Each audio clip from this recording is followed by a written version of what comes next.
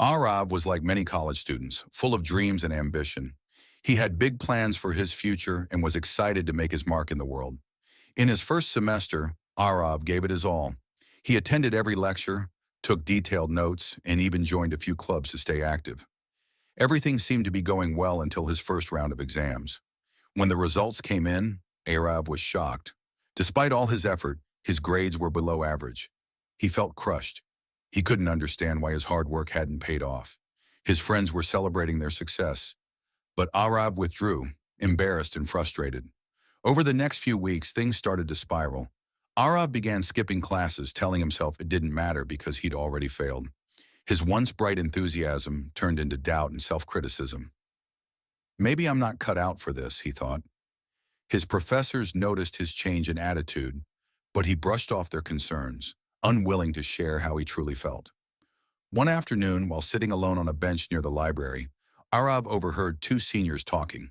They were discussing how one of them had failed an entire semester, but still managed to graduate with honors. Aarav couldn't help but listen. The senior shared how he had taken small steps to rebuild his confidence, focusing on improving one subject at a time and asking for help when needed. Something clicked for Aarav in that moment. He realized that failure wasn't the end. It was just a part of the journey. The thought of starting again felt daunting, but he decided to try. That evening, he made a list of all the things he needed to work on. Instead of focusing on everything at once, he set small, manageable goals. He started attending his classes again, even the ones he dreaded. He visited the library regularly, creating a study routine that worked for him.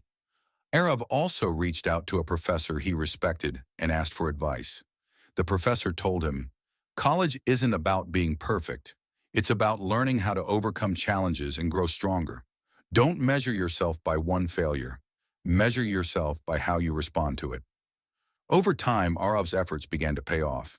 He saw small improvements in his grades, which motivated him to keep going.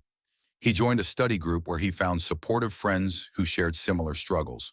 Together, they helped each other through difficult assignments and exams. By the end of the semester, Aarav's grades had improved significantly, but more importantly, he felt proud of himself for not giving up.